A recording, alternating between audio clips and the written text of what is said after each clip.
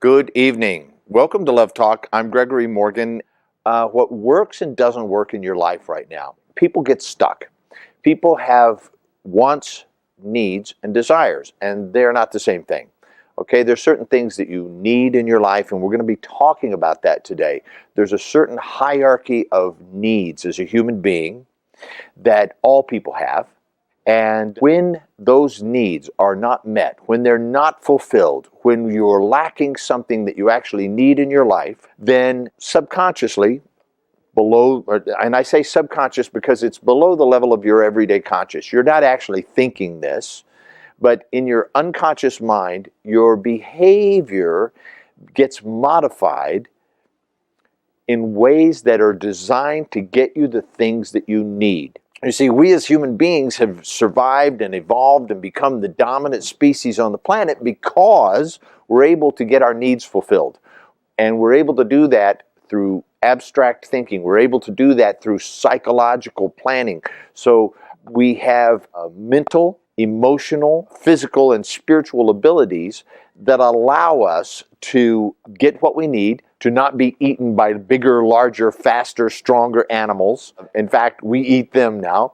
In other words, we're able to get our needs fulfilled on an animal level very, very well. We've survived as a species, as human beings, very, very well, to the point where we've overpopulated the planet, and tens of thousands, if not hundreds of thousands of us are dying every day from malnutrition and wars and murder. And so really, we've evolved to a point where we actually have overpopulated the planet, and we're really at a place where we're starting to kill each other off at a very high rate. Now, that's not such great news.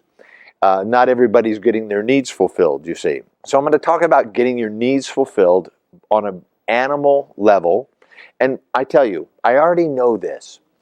If you're watching this show, your needs are already fulfilled. Otherwise, you wouldn't be sitting in front of a television right now. You have food, clothing, shelter, water. You're not worried about, if you're going to get enough sleep. I mean, maybe you are if you have kids or something like that, or you have two jobs or something like that. But for the most part, the animal needs that we have are pretty much fulfilled, or you wouldn't be spending time watching television at all. You wouldn't be interested in what I've got to say because you'd be too busy getting those needs, food, clothing, and shelter, fulfilled for yourself. So congratulations, you're in a portion of the population, which is actually not a very large portion of the population, maybe 20, 30% of the population doesn't too much have to worry about staying alive, okay? And so your needs have begun to evolve, and you have a higher level of wants and needs and desires than somebody who's just trying to stay alive, just trying to feed themselves and make sure they have some shelter. Their basic animal physical needs are taken care of. So we'll talk about that during the show, and we'll talk about what are those needs? What are those human animal needs? What are those human needs that if they are not fulfilled, you will spend your life trying to get them fulfilled one way or the other. And the big mistake that most people make, and that's why we have this show called Love Talk, the biggest mistake that most people make is they think that by manipulating, controlling, dominating, avoiding dominating other human beings, that's how we're supposed to get our needs fulfilled. Now, they don't call it like that, but that's how it is. Most of us think that other human beings are going to fulfill our needs, and so our behavior is modified to please, seduce, manipulate, influence other human beings to get us what we need. In this show, I'm going to address the possibility of fulfilling your own human needs to such a point that not only are your needs fulfilled, but you begin to see yourself and humanity and your relationships on a much higher and broader scale, so that how you go about your life fulfilling your needs is by making sure that others' needs are fulfilled as well. One thing that is becoming more and more evident is that as human beings, we are of one family, regardless of our race and our religion and our beliefs and our political systems. Like it or not, I didn't say you have to like everybody. I don't, and I don't expect that you do either. But you have to understand that whether you like them or not, they are a part of you, and that only when all of us are succeeding do any of us truly succeed as a species, as human beings, and in our relationships. So that's kind of a broad spectrum of the things that I'd like to cover in this talk today, and my intention is to leave you empowered with new tools, new techniques, new abilities that you can apply in your relationship, in your life right now, and begin to have the things where maybe you've been stopped or hindered or held back in your life, to be able to actually move those things forward. Wouldn't it be great, if the things that have maybe blocked you or held you back, in a short conversation, we'd be able to unlock that key and have you be able to pass through that door and move forward into a whole new realm of possibility in your life from simply having a conversation. And I want to tell you that while most of us learn from doing things, because a conversation is a doing. In a conversation, you can actually move your thinking forward. And so that's the intention of Love Talk. That's my highest desire. It's why I'm here. That's why I go to work every day. That's why we opened a company called Embrace Growth, so that people can begin to embrace the challenges that you have in your life. I promise you, life has never given you a challenge that did not have a gift hidden behind it for you, no matter how drastic, no matter how traumatizing, no matter how hurtful some of the experiences you may have had in your life. I promise you that on the other side of that experience, when you have been able to actually resolve it for yourself and move forward and use that experience for your strengthening, for your building of character and your building of compassion and understanding, and your perception of the world and what works and doesn't work. When you've been able to use your negative experiences or the harsh experiences in your life to move forward in such a way, you become someone who those experiences can no longer harm. And you have received a gift, a very beautiful and wonderful and powerful gift. And that gift could be and should be shared with the people in your life so that they can grow and perhaps avoid some of the pains that you've avoided. So that's what we are proposing here in Embrace Growth. Most people, when they call or when they come into our office or when they write to us at Embrace Growth, they're trying to avoid the pain. They're trying to get away from some pain. They're trying to deaden or kill off some pain. And some doctors even tell you to take a drug so that you don't feel the pain. The pain is still there. The cause of the pain is still there. The thinking that caused the situation that brought on the pain is still there and unchanged. And all they do is recommend that you take a drug so that you don't feel the pain. That would be like, I don't know, deadening my hand with drugs, with Novocaine or something, and then sticking it in a door so that it got slammed on it. I might not feel it, but I don't think it's a very good idea, you see. And so I don't think it's such a good idea to avoid feeling pain. I think it's a good idea to embrace pain in such that you can understand it psychologically, mentally, and emotionally. It is what the courageous do. It is not the path of the coward.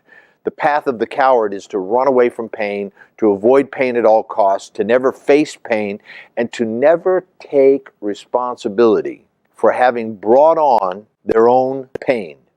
Most people, when they experience some kind of emotional or psychological pain, they always think that the circumstances did it to them. My mother did it, or my father did it, or my culture, or my religion, or the country that I was born in, or somebody else did it to me. And so it's a very difficult and challenging proposition to propose to somebody that, wait a minute, what all of these painful experiences in your life have in common? They have one thing in common, and if you look at that, you'll notice that what they have in common is that in every single case, you were there. You were there being a victim every single time. So let's look at that. Let's look at why is it that you keep putting yourself in situations where you feel like a victim, where you feel like life has done it to you one more time. Bichare badba, poor me. Life has once again made me suffer. And there seems to be a lot of that in this culture. I think if you look around, I think you'll see that there's a lot of that. There's very few people who will actually stand up and say, you know what, I'm responsible for that. I actually wanted to avoid being responsible for my life. I wanted to avoid being responsible for my own happiness. And of course, if you're not responsible for your unhappiness, you could never be responsible for your happiness, because they come together, two sides of the same coin.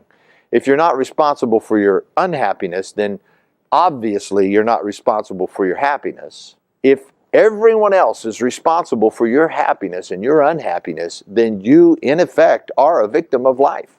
You, in effect, have no responsibility. I would say that somebody that has no responsibility, no self-esteem, no sense of achievement, has no self-respect. And if you have no self-respect, you have no respect for anyone else. You can't respect somebody else without respecting yourself. And so with no self-respect, no confidence, no self-esteem, no respect for others, then I would say suffering would be a natural state of being. That would just come naturally. Without self-respect, without self-esteem, there's not going to be any happiness showing up in your world. There may be something that you like to call happiness, which is a temporary absence of pain, which for you would be a temporary absence of all sensation. That's why we have drug addicts, alcoholics, anything that is an addiction, anything that is self-annihilating, self-defeating, that numbs you out, that has you for a moment forget the pain that you're in. I would put that in a classification of an addiction. An addiction is something that you feel compelled to do, even though you know it is destructive in your life. It's costing you physically, mentally, emotionally, financially. It's costing you relationships. And yet you continue to do it despite the fact that you know that it's not good for you, and that everybody doesn't want you to do that, and you continue to do it anyhow. You feel compelled. And if somebody says, no, you have to stop doing that now, you make up all kinds of reasons why that's not such a good idea, and you could stop if you wanted to, and all that stuff. So addictions are the natural outcome. They're a symptom, not a thing in and of themselves. I think that there's been a lot of mistakes in treating addictions. People treat addictions like it's an illness in and of itself. I don't believe that to be the case. And I know that this flies in the face of this 12-step programs that are very effective. They work. I believe that the 12-step programs that help people with addictions do help. If it gets you to stop doing whatever it is you're doing, that's a good thing, regardless. However, I don't think it always addresses the source of the cause of the addiction in the first place. A lot of people like to think that, well, I inherited my addiction from my parents or my family or something like that. And if that's true, then I should be an addict too, because the people in my family were alcoholics and addicts. There's several in my family. And I know that a lot of people say, oh my God, you shouldn't go on television to tell people about that. But you know what? It's just the truth. It's just the truth. Now, most of them have overcome that, but it's taken them most of their life to do that. And in the meantime, a lot of damage was done to their health and finances and their families and their children. And so it's not over. The repercussions, the damage done over the years of addiction, will probably take several generations to clean up. I have to ask myself, what was different about me? Why didn't I become like that? Well, I could have, and I was tempted to. There's a strong draw by anybody to want to drown their sorrows or their pains or the challenges in their lives by getting stoned or drunk or whatever else it is that you like to do. Sure. Am I drawn to those things? Am I pulled to those things? Is there like a magnetic pull in those direction? Of course. But why is it that I developed not just the strength to resist it, but I'm not even tempted to go there, because my life is so much more full, so much more happy, so much more fulfilled, that I don't want to do that because it actually brings me down. It's a buzzkill. I'm having too good of a time being sober and happy and alive and alert than all of those substances and things that sort of kill you off and drag you down. I don't have time for it. I'm too busy being alive.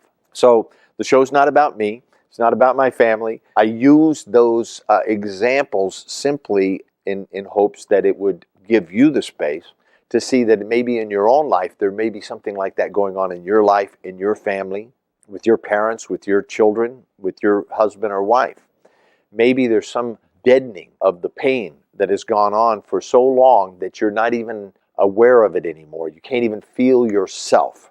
So I want to talk about that with you today. I want to address those issues with you today, and I want to give you not just some hope or some tips and techniques, but actually give you a vision of something of a higher vibratory rate of living, a higher vibratory organization of your thoughts, feelings, and emotions, so that you can become a more sophisticated, a more refined, and a stronger and more conscious and thought-penetrating individual, so that you actually begin to say, well, of course I'm responsible for my happiness. Of course I'm responsible for my well-being mentally. I'm responsible for my mental well-being. I'm responsible for my physical well-being. And I see that they're one and the same, that my physical and mental well-being, it's pretty hard to be happy and alive and spontaneous and joyous when you're completely out of shape. If you're like tired and overweight and groggy and out of shape, it's pretty hard to feel great about yourself, to have a high level of self-esteem. I'm not saying you have to like go to the gym and be, James Bond or something. You don't have to be in like awesome shape, but you should feel well about yourself in your own body, and you should do whatever it takes to do that. So you are responsible for your physical well-being, and that will enhance your mental and emotional states of mind. Mental and emotional states are states of mind. You have to understand that a state of mind is not permanent. It's always temporary. And it's influenced by a lot of things, both outer. Certainly there are things that will influence your state of mind and your environment, yes? I don't know, I visited some friends in Denmark once, for example, during the winter time. And there was just a little bit of sun that came up over the horizon for about a couple of hours. And it didn't really actually get broad daylight, and then it went back down. And that stayed that way for like months at a time. Plus it was super freezing cold outside. So there was really nothing to do. You had to sort of stay inside, and it was dark out. If you went out, there was nowhere to go and nothing to do. It was just really kind of depressing. So if you lived in an environment like that long enough, you could get depressed. So I saw that. One of my friends who's from Southern California had moved there, during the wintertime. He just got totally bummed out. And so I went and visited him because he wasn't feeling well. And, I could really see how the environment in that case could really bring you down. So, yeah, a state of mind can be brought on by physical circumstances, yes. If you're living in a country where, you're suppressed for being a woman, if you're suppressed for being a certain age, if you're suppressed for being a certain religion, or being born into a family that was that religion, whether you practice that religion or not, it's possible that you could be in a negative state of mind. And yet, you could be physically, mentally, emotionally well and alter and shift that state of mind and become very, very positive, very powerful, very spontaneous, very full of joy. So we were talking about the basic needs that people have, and on a very human level, most people have already handled the need for food, clothing, and shelter. And once we have handled that, we move up to a more, I would call it a superior level of needs, and we move into a higher level of needs, and these are the needs for companionship, the needs for compassion, the need for belonging, the need to feel worthy. People need to feel that they are unique. They need to feel that they're not just like everybody else, but they actually have something that they brought into the world that's uniquely theirs, that is their gift. And you have a gift that you've brought into the world, whether you realize it or not, that is a unique expression of something that's divine, I'm going to say, something that is out of this world, something that is, you could call it God, you could call it grace, you can call it whatever you want to call it, but ultimately it is an expression of the universe that is your unique expression of the universe. And we have apparently contradictory or paradoxical needs. We need to belong, which would mean kind of being like others, yes. And we also need to feel that we're unique inside that. We also want to feel safe. You know, part of the need to belong is to feel safe. So we have a need for safety. And we need a physical stimulation, sexuality. We need physical expression. We need to move about. I believe that something like dancing and movement is physical need that we have to express ourselves. If you just sit really still for a long time, you'll go nuts. We need to move. We need to be physical. We need physical stimulation and movement. And we also, so these are human needs on a very basic level that have to do with family, that have to do with belonging. And these are the needs that as children, as very small children, growing up, we want to belong to the family. We want to belong to the whole. We want to feel safe. We want to feel like we're valued and that our voice makes a difference. One of the first things that children learn to say at like 2 years old is no, right? If you've ever had a 2-year-old or you have a 2-year-old, you'll notice that they're exploring their ability to be able to say no, you know, and that follows that with the ability to be able to ask for something and feel that you could get it, you know, to ask for food, to ask for safety, to be able to ask for it, to let people know I'm hungry, I feel afraid, and have food and safety given in return. So on a very basic animal level, we learn to communicate our needs for food and clothing and shelter and safety and belonging even before we learn to speak. We learn to communicate that through our eyes and through our movements and through the sounds that we make. And when those needs have not been provided, when those needs are, sometimes you get it, sometimes you don't, or sometimes you ask for safety, but in fact it becomes more dangerous, then it creates a functioning in the personality in which you go about your life attempting to acquire that safety, attempting to acquire that belonging, attempting to acquire the love that should have been given to you as a child.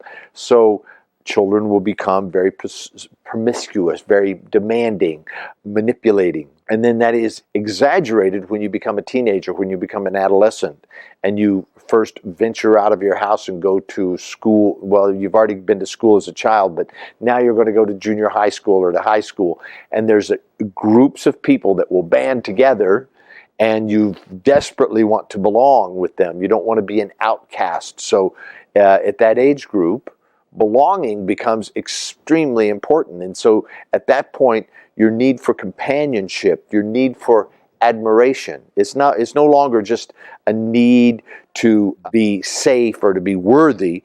It's a need for approval, a need for admiration, and a need to, around that age, to receive affection and sexual affection, physical and sexual affection. You need to listen to music. You need to make love. You need companionship. And so you need time together with loved ones as well.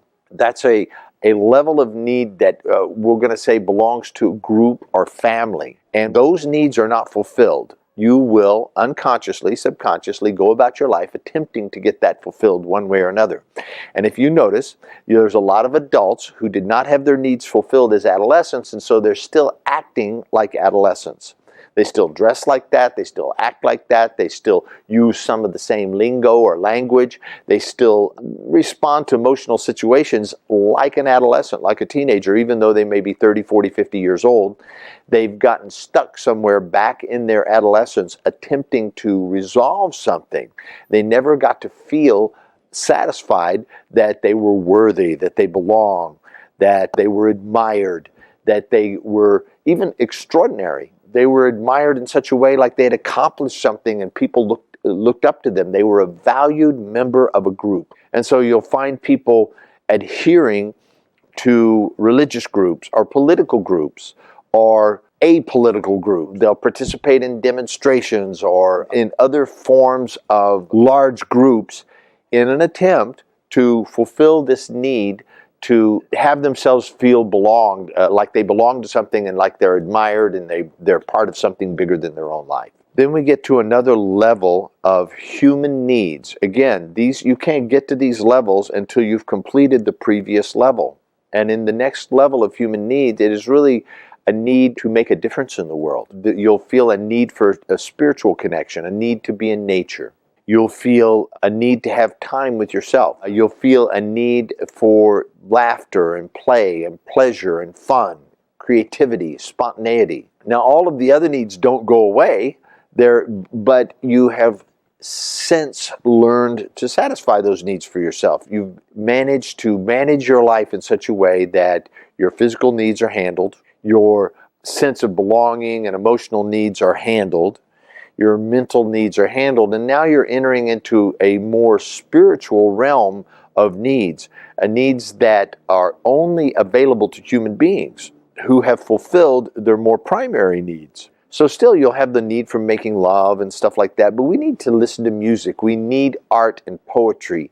We need the beauty of life. We need to see expressed in ourselves and in others experiences that expand our awareness and open our heart and connect, where we can feel connected to God, feel connected to spirit, feel connected to nature. And inside of that spiritual connection, there's an enormous emotional growth that's available, a whole other level. Now you're beyond things like just trying to take responsibility or not be a victim or to blame others. I mean, that's just totally out of the question now. Now you're at a space in your life where you realize that your truest and highest self-expression is actually doing something that brings about the happiness and fulfillment of others. That's why families are such a great model. People get caught in being families. And by being caught, I mean that you grow up and you become a parent. You become a mother or a father. You raise your children. It's a great spiritual development because your focus gets off of yourself and onto your children, and so you become concerned with making others happy, with it, having others have their needs fulfilled, having others develop mentally, emotionally, spiritually, so that your attention is off of yourself and onto somebody else, your children. However, when I say it can be a trap, notice that you may not feel that way about other people's children or about the world in general. In other words, it becomes very inwardly focused. It's only about my family, my particular bloodline, only the ones that belong to me. And I see people getting very, very caught up in their own families, and so it becomes a little closed society unto itself. And while that may be a good place to grow up in safety for a while, if you looked at it like, I don't know, like a hen house, it might be good to have a closed environment so that the young can grow up inside there, but at some point it's good to open the doors and let the rest of the world in and to go out and explore into the world. But many people try to hold on to their children.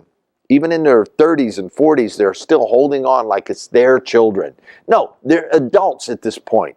You haven't realized that by relating to your adult children, I'm looking for a better word, your adult progeny, they're no longer children, and yet we continue to call them children. In fact, we have a hard time thinking of another word to call them other than my kids, my children, my son or daughter. How about calling them by their name, by the name that you gave them, that you wanted them to grow up into? You know, very often we'll give a child a very big name. Little thing can't even talk or walk or go to the bathroom by itself, but we give it a big name so that it can grow into something big. Isn't it true that we want more than anything for that child to grow up to deserve that name, to carry that name, and to have that name carry them? And yet we don't call them by that name. We call them by my child, my son, my daughter, and we relate to them like they are still our child. And yet they're fully grown adults and often with children of their own. I think that we should probably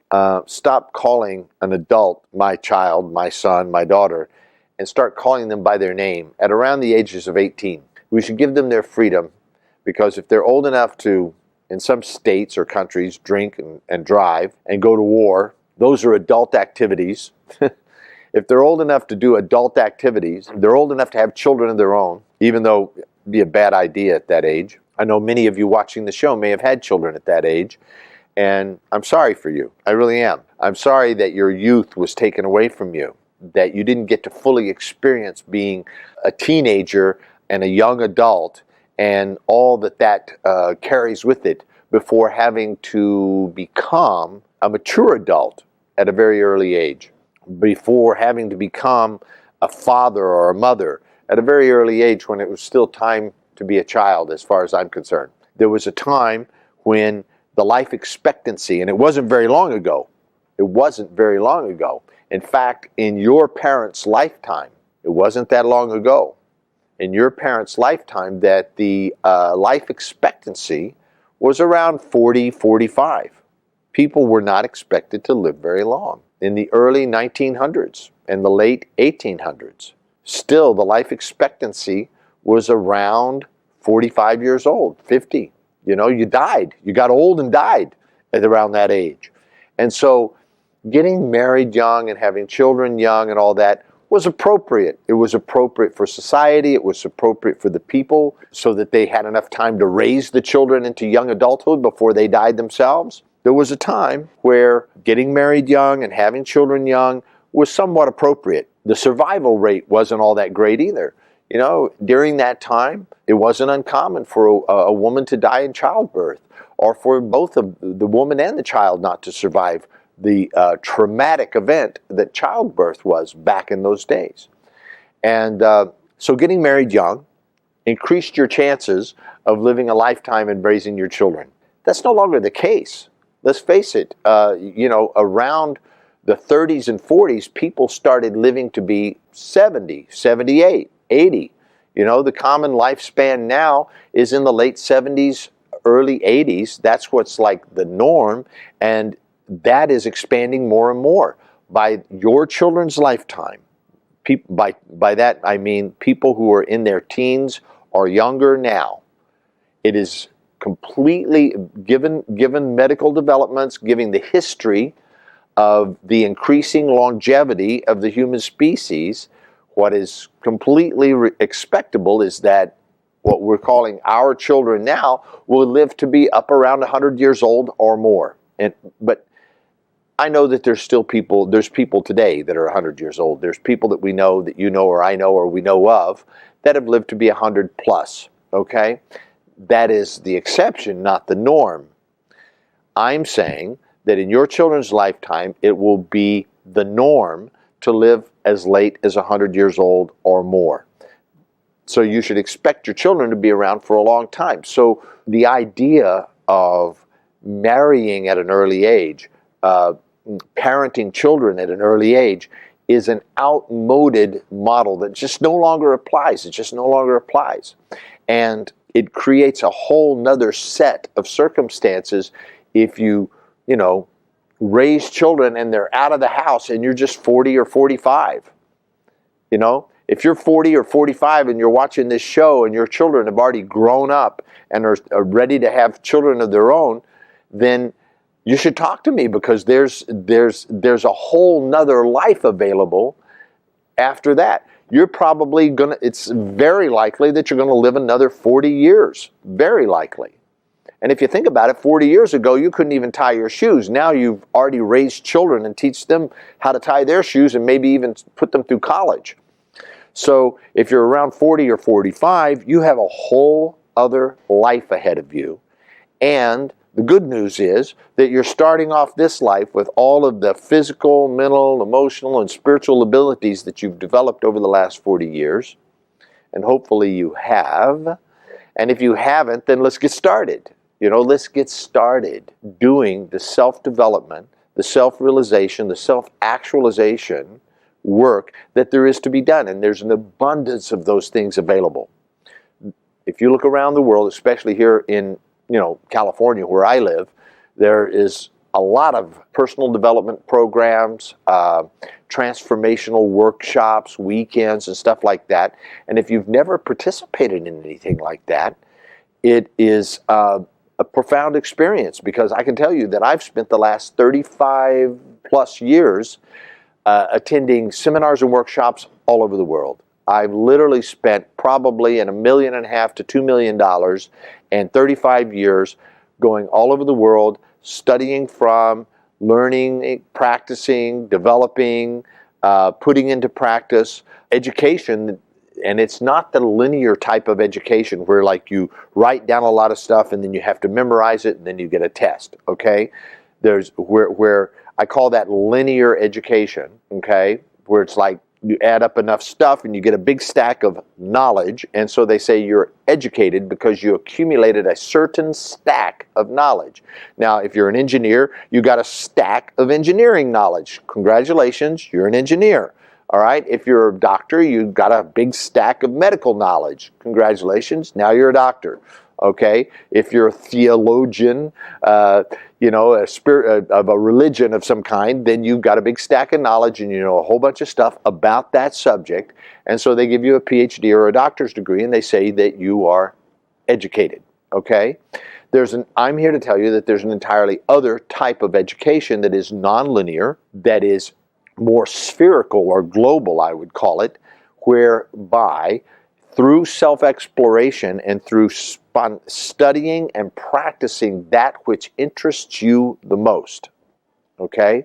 Whatever interests you the most, they can't stop you from learning once you get hooked onto it, okay? When you're really interested in something, isn't it true that you can learn it really fast? You know, when I wanted to learn French, I lived in France, and, at first I was kind of casual about it, and then within a year and a half, I was fluent in French. So I don't know if that's fast or slow, to tell you the truth. It seemed kind of fast to me, but without really trying, I suddenly began to speak French because I really wanted to. I really liked it, and I wanted to speak French, and I lived there. Okay, so that's one example. When I became an architectural designer, I love building stuff. I love beautiful homes. I love tools. I love design. I love spaces. I love how certain architecture, when you walk into that space or the entrance of that beautiful home, you feel heightened, you feel more alert and alive and aware, you're appreciative, and you feel lifted up by the architecture. A big arch or a beautiful staircase.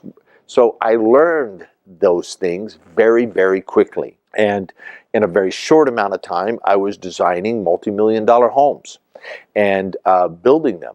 So these are the kind of things where, like, if you're interested in it. Now, in the process of learning architecture, in the process of learning another language, in the process of learning a martial art, or learning to play the guitar, or writing songs, or studying poetry, in the process of doing the things which interested me the most, I found that I could apply those disciplines across the board in other things. That same ability, that same focus, that same aliveness, that same alertness expanded consciousness and awareness exponentially, so that there were unexpected arrivals of innate knowledge. And I want to talk about innate knowledge for a moment. You and I have the ability to know things that do not require any sort of logical or linear pathway to get to it. In other words, I don't know if you want to call it this, for lack of a better name, I'll call it aha. Like where you're thinking, everything seems blocked, and then all of a sudden you go, aha, and your mind opens up, your heart opens up, suddenly you know something. You know something, and maybe you didn't get there logically, but you are certain. And there's a kind of certitude and innate knowledge that you and I have, and we all have availability. It's available to all of us, and we all have the ability to access it.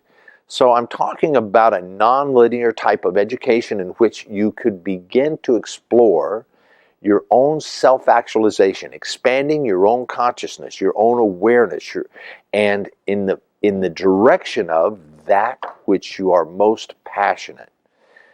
That's the clue, okay, that I want to leave you with, is that whatever it is that you're passionate about, whatever it is that really turns you on, that you're thrilled about, you're probably doing it already or dreaming of doing it, or maybe you've done it in the past, whatever that is, and maybe you had to give that up and go make some money, or get an education, or do something else. Whatever that thing is that you are currently passionate about, or you used to be passionate about, and maybe you've put it aside. Those things are the key. You will be drawn to those things because subconsciously, your subconscious mind is pulling you to fulfill a part of yourself that is much bigger, much grander than you can imagine. We all have a part of us that is connected with God, is connected with the universe, that's connected with all of it, and connected with every other human being. Now, whether you consciously know that, or you subconsciously suspect it, or maybe you've heard it and either you totally discarded it and said, that's not true, that's just, something somebody said, or somewhere in your mind you go, I wonder how that's so. Regardless of where you are in relationship to this concept or this idea that I'm proposing, is that we're all connected with one another in our consciousness. Regardless of where you are about that, try on, just for the sake of this conversation, that it might be true. That it might be true that you hold a piece of the puzzle for somebody that you've never met, and that they're waiting for you to express it so that they can get it, something that they need, something that they're missing. And isn't it true that most of the things that you've learned in your life came from people that either you have never met, will never meet, and some of whom died many years ago, and yet their knowledge lived on? Most of the books that we study in school, most of the learning that we get is coming from people who maybe are long gone. And so people have handed it down through the ages without ever really questioning it. Without ever really questioning, well, okay, this was said by a guy, 500 years ago. Is it still true today? If it's still true today, then it is still true today, and you will know, you'll resonate with that, you'll feel a spontaneous identification with that. However, a life spent living off of other people's wisdom, other people's knowledge, other people's learning and teaching and exploration, to me, is not a life that's worth living. It's interesting. It might get you somewhere. It might get you to a place where you begin to think for yourself, hopefully. And so once you've fulfilled some of these basic needs, the need of belonging, the need to feel cherished, the need to feel like your voice makes a difference, there comes this other need. And it is a need to go beyond one's personal boundaries, one's self-imposed or adopted conditioning. The conditioning that we receive from our environment, from our families, from our religions, from our work, from the world that we live in. When I say conditioning, I'm talking about times where you've had a spontaneous self-expression of some kind, and people have gone, oh, don't say that, or don't do that. Are you kidding? Don't do that. You must be crazy. Are you serious? You'll die. You'll be an outcast. Everybody will laugh at you. Whatever. Okay? We've all received that kind of conditioning, where it's like imposed upon us by the environment, in which you better not express outside of that. There comes a time where living inside the boundaries, if you will, I'm going to say self-imposed conditioning, and here's why. Even though it looks like others may have put it on you, even though it looks like others may have imposed this conditioning upon you, and I know, if you're honest with yourself, that you always had a choice. You have always had a choice. I don't care if they put a gun to your head, you had a choice. You always have a choice. And you always have a choice whether to accept the conditioning, whether to accept the thoughts and feelings and emotions of others as being your limitations, or to consciously and compassionately and sometimes ruthlessly move beyond the boundaries of those conditionings and become all that you were ever intended to be. That takes courage.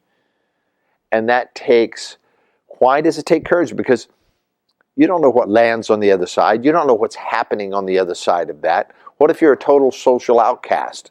Well, that could be possible. Many of the greatest people that you and I admire, that we read their books, we recite their poetry, we are moved to tears by their thoughts and their words.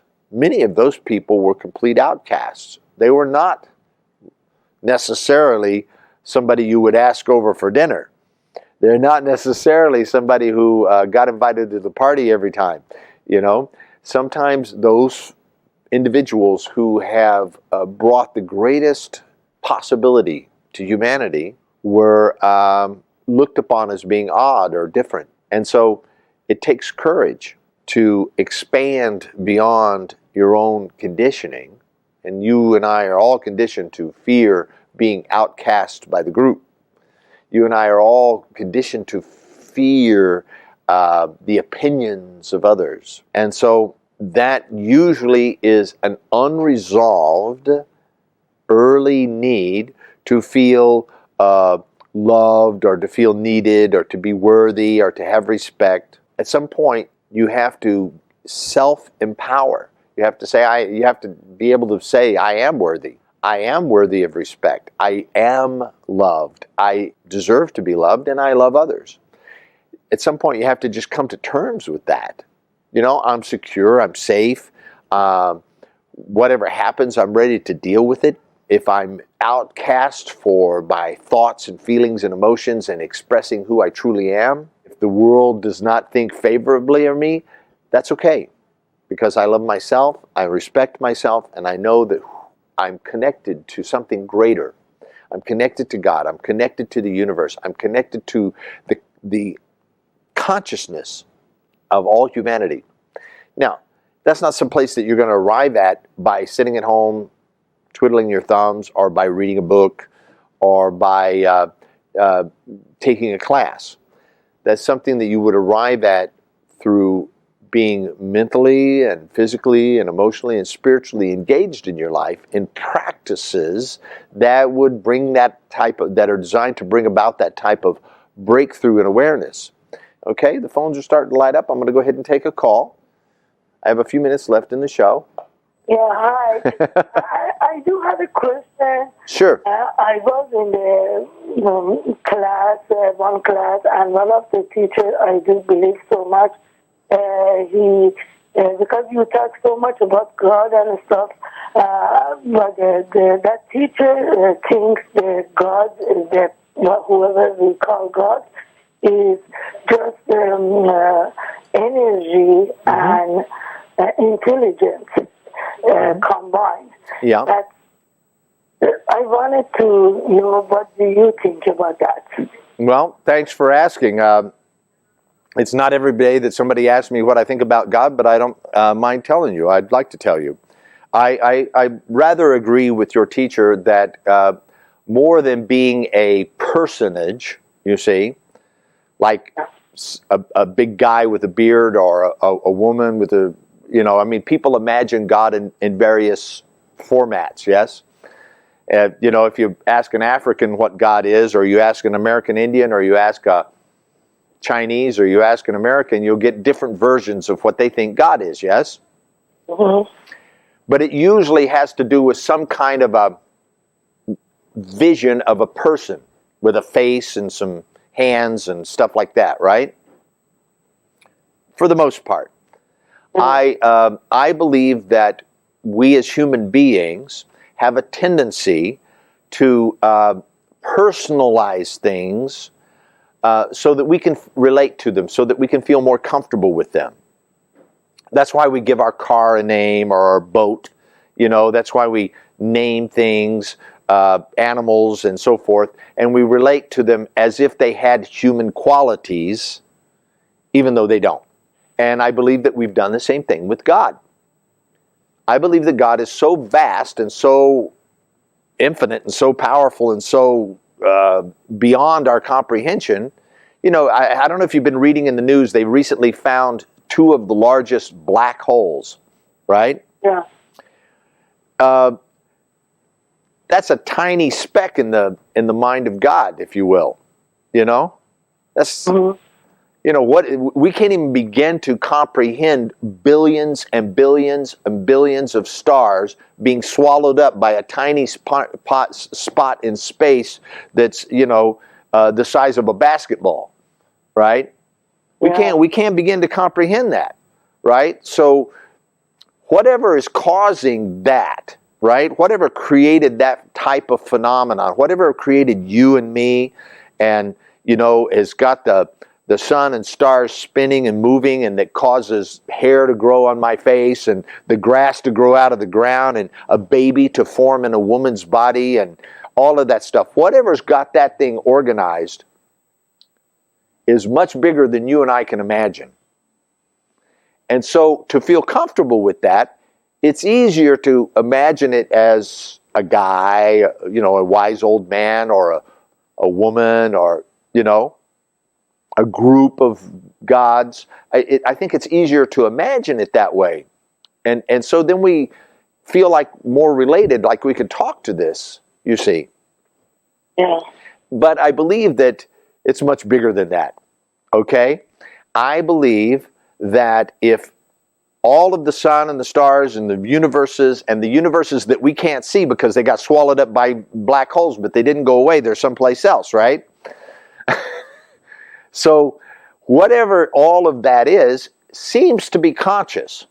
It seems to be aware, and it seems to have a benevolent or good quality to it, like the vibration of it is loving. That's my experience, not somebody taught me that. That's when I meditate, when I contemplate, and I've spent years doing that. And the fact that I spent years and years meditating, there was a 9-year period of my life where that's pretty much all I did most of the time. It doesn't mean that I'm smarter or wiser, but it is an experience most people that you and I know will never have, okay? And it did give me a particular insight or experience into something, so I'm sharing that with you. I'm not saying it's the truth or the only truth. I'm just sharing my experience with you as somebody who has explored God in every possible way that I can, and I continue to, that I believe that God is consciousness, God is awareness, God is if I was a scientist, I would be talking about the unified field of relativity. You see, Einstein talked about the unified field of relativity. He didn't talk about God, but he talked about how everything was connected to every other thing. And that it was all one thing, and it seemed to be aware of itself. It seemed to be thinking, and it had a plan of some kind, you see. It was going somewhere. So I believe that when we try to make God be a personage or a manifest, like a person, that we limit it. And that's okay if that makes somebody feel more comfortable, like for a while.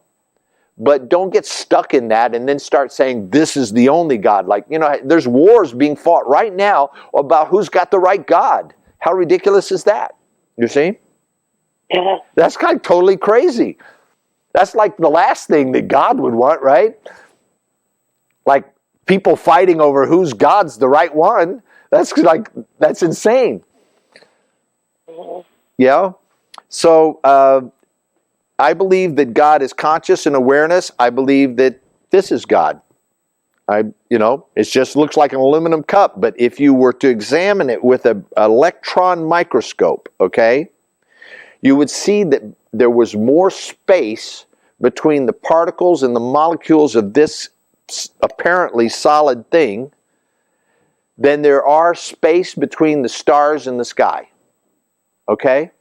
On a subatomic level, there's as much space here as there is in the whole universe out there. That's something that's pretty far out when you start to think about it. And so if that is true, and scientifically we know that it is, okay, we already know that, then might not it also be true that you are just as much God as anybody or anything, and that I am? And that's always dangerous when you start talking about saying I'm God, because they hang people on the cross for that. You got to be careful when you start saying that. You might get misunderstood, right? There's been a lot of people who've tried to say, you're God, I'm God, we're all God. Well, those people, they usually kill them, right? So I believe that as human beings, we've developed to a place in our evolution where either we're going to start to understand and comprehend that we actually are an expression, a divine, beautiful, and loving expression of a divine presence, or we're just going to kill each other. We're going to do one or the other, and I believe that's actually going to happen in your lifetime and mine. That we'll either self-destruct as a species, or that we will come to a kind of enlightened awareness of our place in the universe. Now, I'm pulling for the second one, right?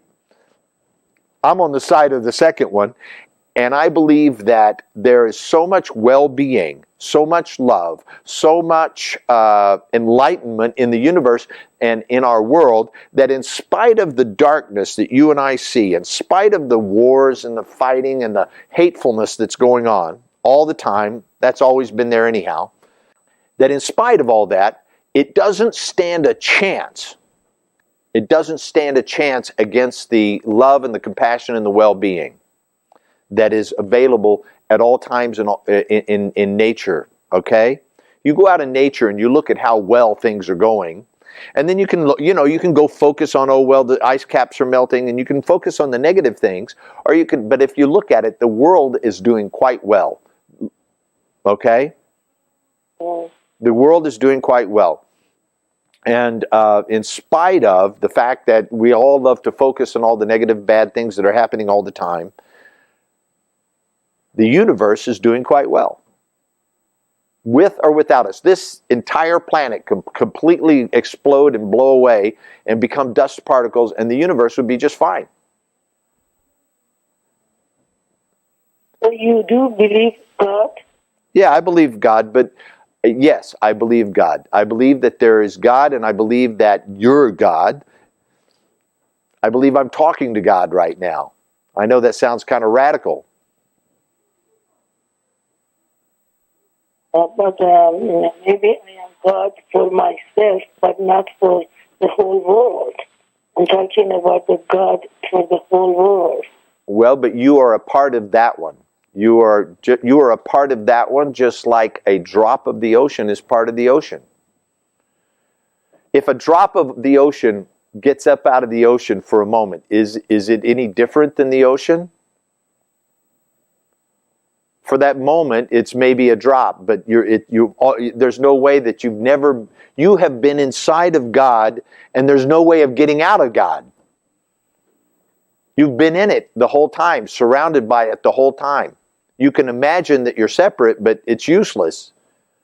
You will eventually go back to understanding that you're all of it. One way of saying that is that enlightenment is inevitable. You can fight it as long as you want, but eventually you will come to the realization, either in this life or some other life, that you have always been a part of a universal consciousness that has always been attempting to express itself through you. So when I say you're God, I don't mean, yeah, you're the God of the universe, but you're a part of that. Can you get that? Yeah, but the God changed with human. Human brings this God world. Before that, it was not such a thing as God. No, I think humans invented God. At least human made God. I believe that too. God's just God. The ocean is just the ocean, yes? Did the ocean make the ocean? No, human beings came up, got amphibious, got up on their land, stood up on their legs, got vocal cords and said, that's the ocean. But we're part of it. We came out of it. We never were, you know what I mean? If you are mostly salt water, 98%. If we took all the salt water out of you, the rest of you would fit in this cup. You're the ocean. But yet we stand by the ocean and we point at it and say, that's the ocean over there. And we do the same thing with God. We came out of God, and then we go and we point at God somewhere, and we go, that's God over there, but I'm not. Yeah. You see what I'm saying? Yeah. Okay. Something to think about. Yeah. All right, I'm out of time. I appreciate your call. This is a very great question. Thank you so much. All right. See you. Bye-bye. All right, I'm out of time. Thank you for watching. This has been Love Talk. I'm Gregory Morgan, and I'll see you back here next week.